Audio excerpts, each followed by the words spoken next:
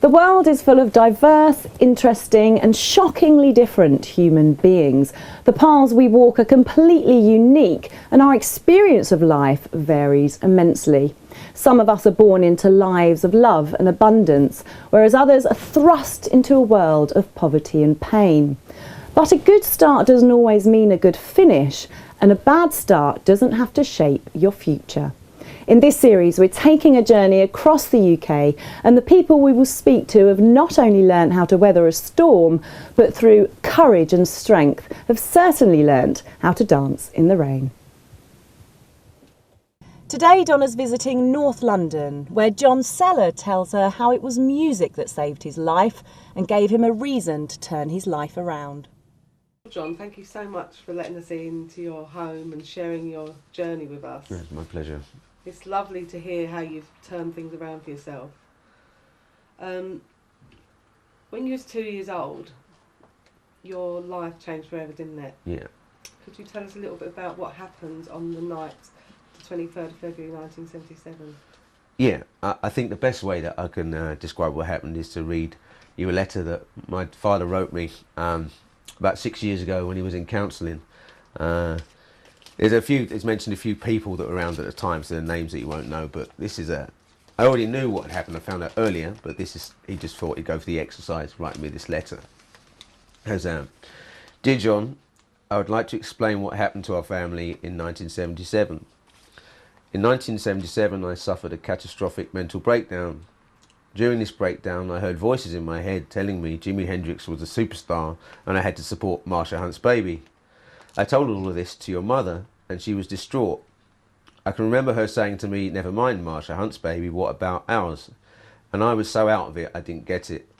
Later on in that evening, your mother must have contacted Sylvia Collicott, who's a friend of my mum's, because she and your mother took me to a doctor. Unfortunately, he was not our regular doctor, so when your mother told him what I was saying, he didn't seem to get the gravity of the situation, and prescribed me some tablets and sent me home. Later on that evening, I can remember Frank Brown coming to our flat. I was in the bedroom lying down and Frank and your mother was in the living room talking. I was told I was asleep when Frank left.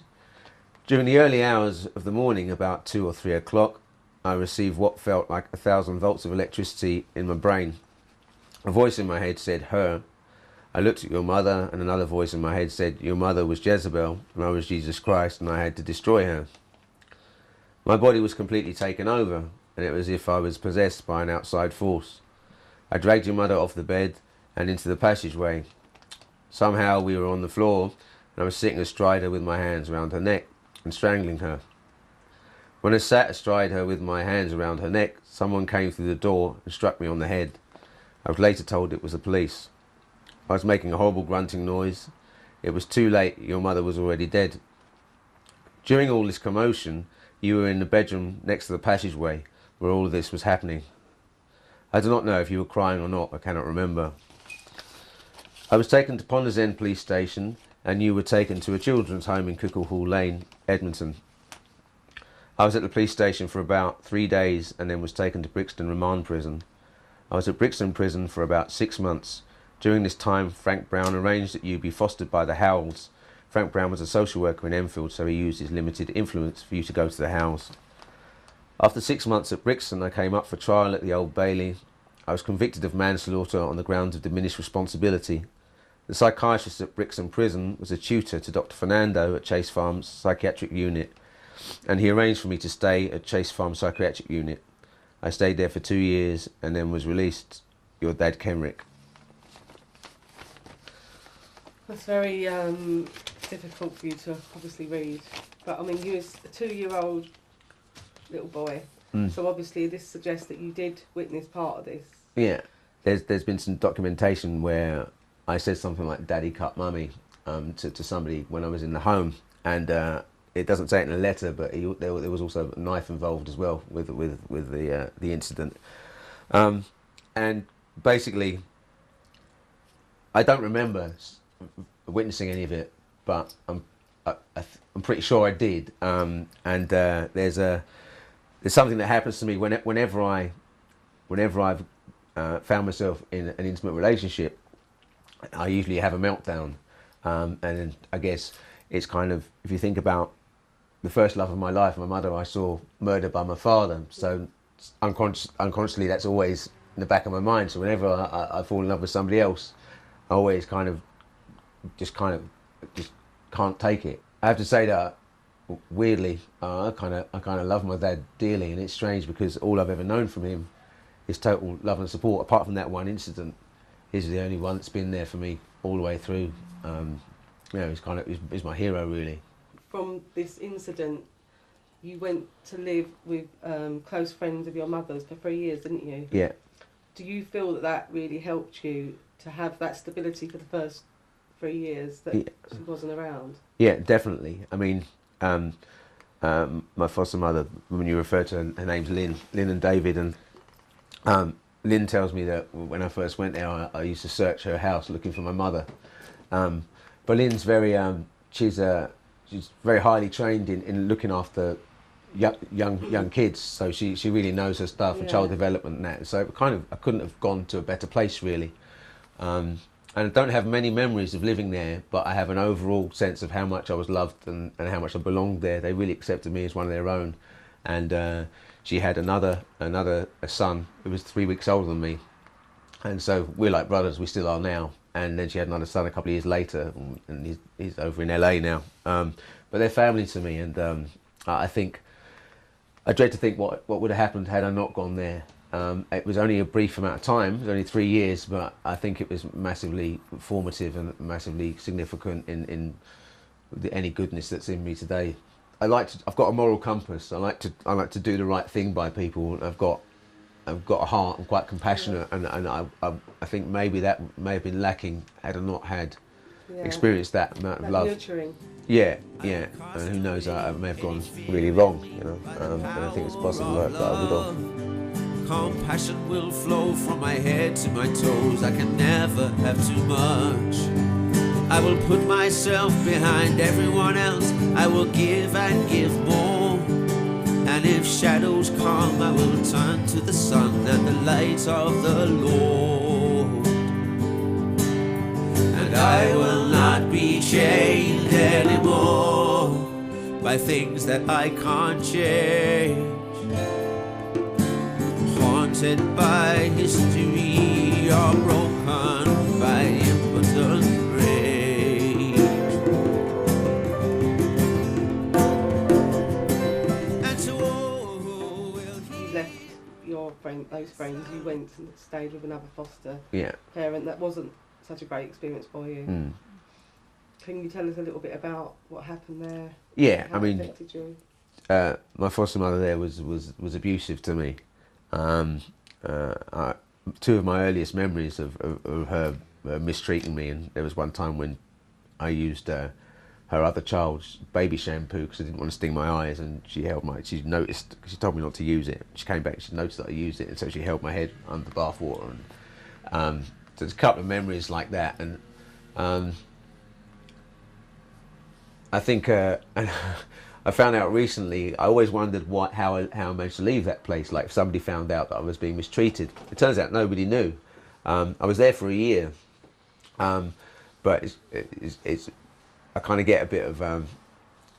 I like the fact that the way that I got out of there was actually I peed on her child's toys, and so she decided she didn't want me anymore.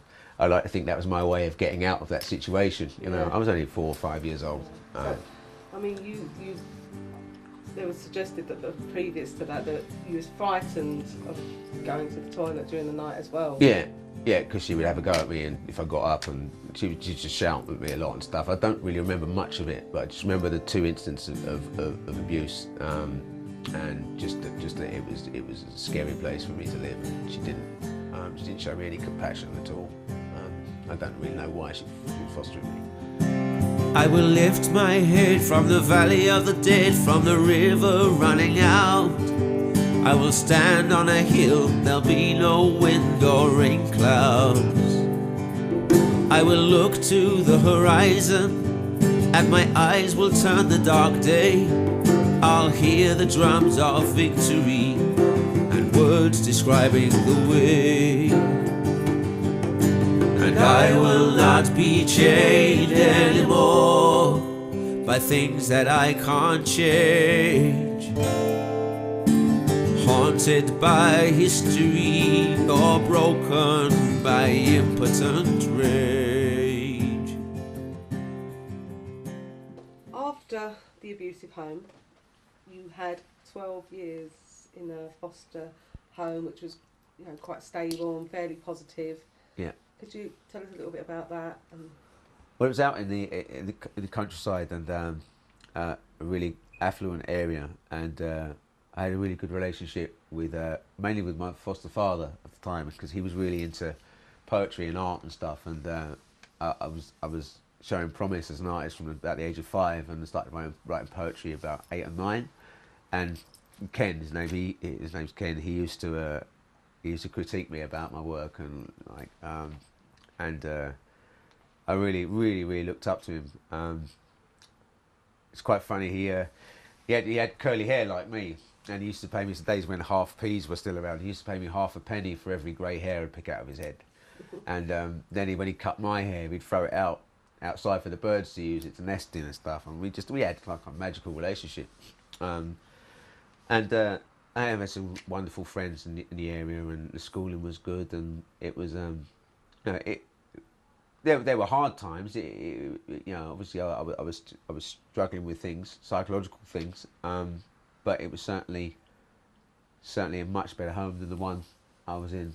How daunting was it when you used to have to go into a new home and your first day there, new bedroom and new life? It must have been so difficult for you. Yeah, I don't remember it being difficult. I just remember it being like, okay, again, it's happening again, whatever, you know. Yeah. It was just like, I had this, always had this sense of whatever comes, I'll endure it. Whatever comes, I'll just get through it. I'll ride it out until something changes, it gets better. I mean, that's how I felt when I was in the abusive home. It was like, okay, this is awful, but if I can just wait it out, something will shift. So yeah, it was like, you know, I was quite almost flippant about it, you know. It was like, okay, whatever, you know, I'll go to a new home then.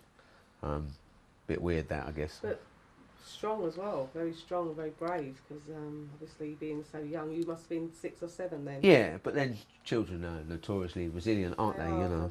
They are. And I do remember hearing that your foster father distanced himself from you, and that affected you. Yeah. In some way. Yeah, when I was about 12 years old, for no reason that I know of, he just stopped talking to me, and we were like massively close, really close, and then like that, he just distanced himself from me emotionally completely, and to this day I have no idea why. And that was I experienced the grief, because it was strange, because he was around, but I couldn't. There was no connection, and to this day I don't know why. I'm pleased to say we've connected again now. Oh, brilliant! Which I'm over the moon about, and it's almost like, people have said to me, I've told a few people about it. They've said, "Well, why did he? Do you know why this is? You know, have you ever found out?" And I'm saying, "Well, it's not really. I don't really mind now. I don't really mind if I don't know. The fact is, we're back where we were, and I'm over the moon about that. So if I don't ever find out why he distanced himself from me, it's not the end of the world, because it would have been the end of the world if we hadn't reconnected." When your father was gradually introduced to society again, how you went to stay with him, didn't you? They introduced you staying there at weekends. Yeah. How He was that for you? didn't miss one weekend in about 14 Really? years of going to stay with him. Yeah. I didn't find out until I was 13 how my mother died, and after that there was a time I was actually scared of my dad when I went to stay with him, especially at night. It's weird, because I would wake up at like maybe 3 a.m. in the morning and be scared about if my dad might, you know, do what he did in 1977. But the weirdest thing is, what I would do is I'd go into his room and get in the bed beside him, and I would feel safe beside him, even though I was scared that he was going to kill me. I somehow knew that if I was next to him, You felt safer. I'd be safe. Yeah, really strange. There was one time when I I went to his room at night, and I opened the door, and he was just wailing, like really wailing, like it sounded like it's such torment. And I quickly shut the door and came out because I was pretty scared at this point, and I thought, well, what should I do? And I thought, well, you just have to go back in. So I went back in and turned the light on, and he was just bewildered looking at me, saying, "What's the matter?" I think he must have been dreaming or something. Yes, that's quite a terrifying experience. But I've never known him to be aggressive, apart from that one time in my whole life. He's the most gentle man I know. John, do you feel like you've forgiven your father for your mother's death? Yeah, it's an interesting one because I don't know if I can. I don't know if I have forgiven him because I can't blame him in the first place because he was totally insane. It's almost like it was like he was possessed. So if you think about it, how can you forgive someone something if you can't blame them in the first place? And I think that's maybe why I've had my problems, like because I subconsciously. I've had some problems with mental health as well, and when I've been unwell, the main type of delusion I've had is paranoia about my father and thinking he was back in that phase that he was in then. Yeah, so I think on some level, I haven't dealt with it, but I don't know if I ever will be able to because it's just something that can't be rationalised because it's not rational. He was insane. So you became aware of your mental health issues around age 17, didn't you? Yeah. And requested counselling, which was not recognised at all. Yeah. That's awful. Yeah, I mean, I started to become. I actually went away to stay with a friend in Bournemouth, and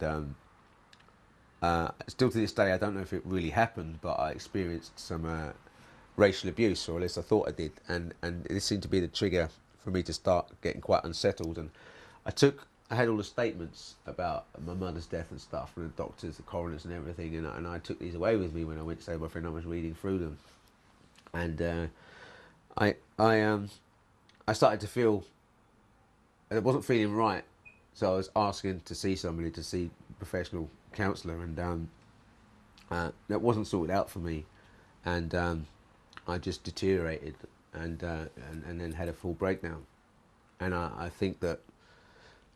I can't be sure, but I think that if I'd have got to speak to somebody, a professional, when I was asking to, because I really knew I needed to, who knows? Maybe I wouldn't have broken down.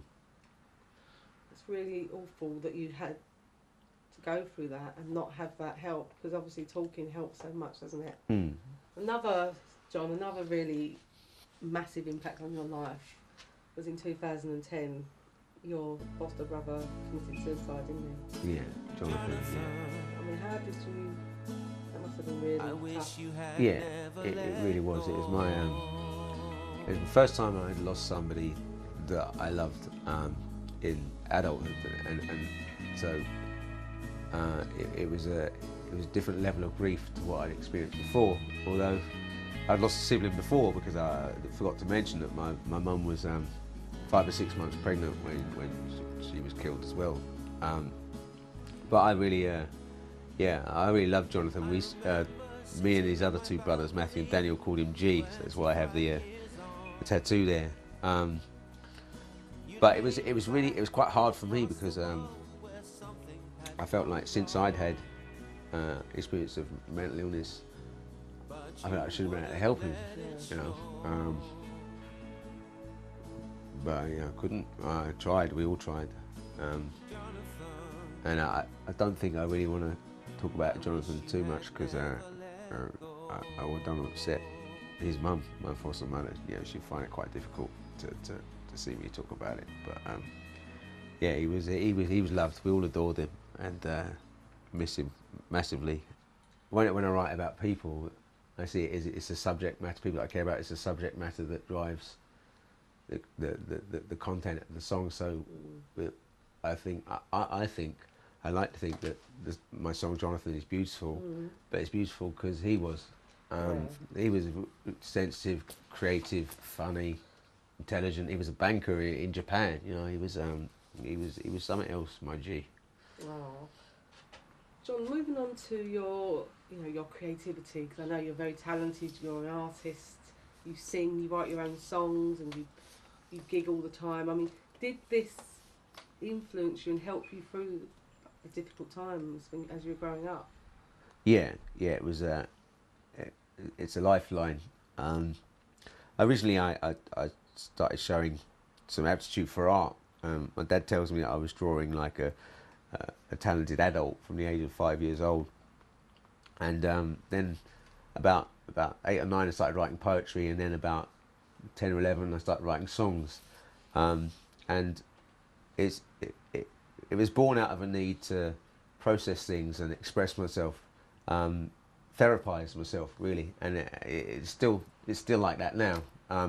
It's a bit strange because it's inexplicable, but like something difficult can occur in my life, and I write a song about it, and it almost fixes it, just writing a song about it, which is a bit strange, but it seems to work, and I guess it's seen me through. I think my creativity's kept me alive, really. You also had a phase where you was into performing arts, and I know you went to Chickenshed for quite some years. Mm-hmm. Did you find that beneficial, being part of that? Yeah, very much so. I mean, I started singing in public at about the age of 6 or 7, and it's just it's come very naturally. It's something that just seems to be just something that is just of the norm for me. It's I can't really see myself, never really envisage myself not doing that.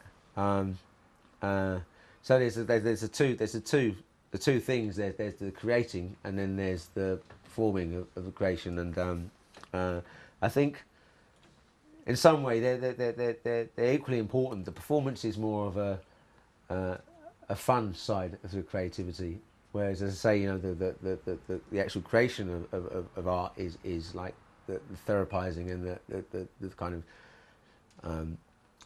processing, but the performance is like the culmination of that, and so I'm happiest when I'm fronting my I'm actually happiest. I'm experiencing the most joy when I'm fronting my band and singing my songs with my band. That's when I feel totally free and released. And you're turning your life around, and you're trying to help people as well. Can you tell us how you envisage that? I know you've mentioned a few things to me before about other kids in care and giving them a platform. Yeah. Can you tell us a little bit about that? Yeah. Well, I've done. I mean, most of my work in life, I've been doing youth work, and I have a real heart for young people. I think maybe because I became aware of my problems when I was a teenager.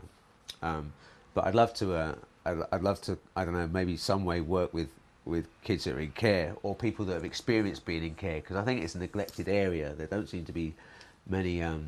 There's a couple of charities for kids that are in care, but I don't know if it's really recognised enough how much of a difficulty it is for young people to be in foster care. And then there's also as far as I know, there's no follow up. So it's a bit different now, because I think you can stay in foster care until you're 21.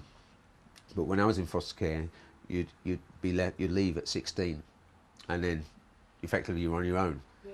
And that's a pretty big deal. I mean, I was put in a flat down the road at 17, go on to get on with it.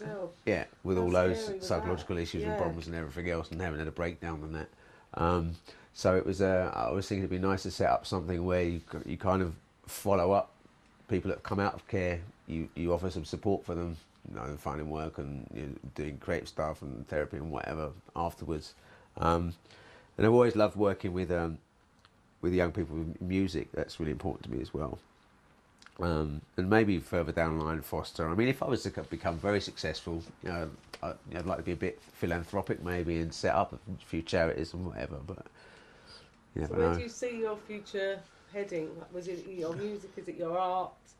Okay, well, it's the music. The music for me, although it's massively personal, it's got more of a commercial edge for me, or I hope I've got more commercial aspirations for my music than I do my art. I've got like a record label, and kind of the most basic thing that I need to do. It sounds like a really complicated thing, having your own record label, but the most basic thing you need to do is make money from the music you've got, make enough money from the music you've recorded to make more music.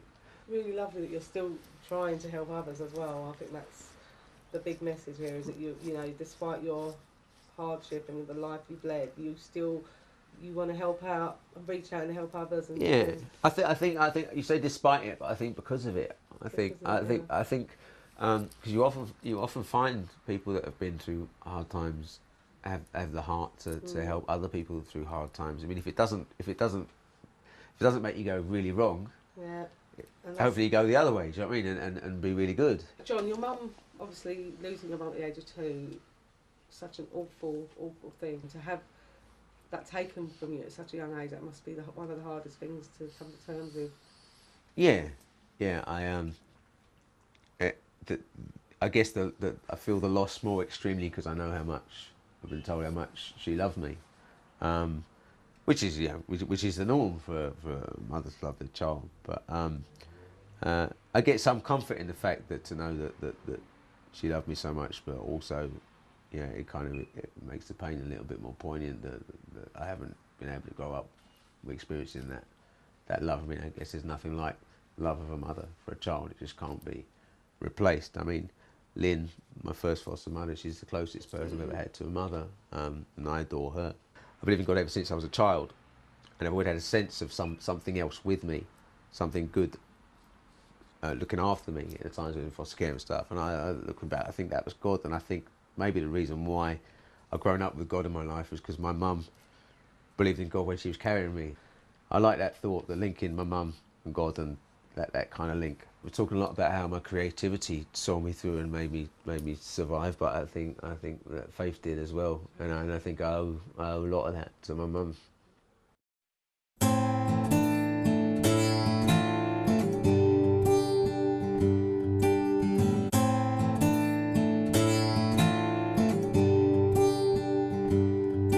Sometimes life can be so cruel. You feel so small and out of touch. It can knock you down, it can make you fall.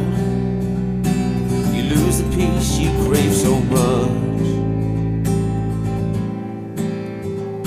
Sometimes everything you hold can turn against or drift away.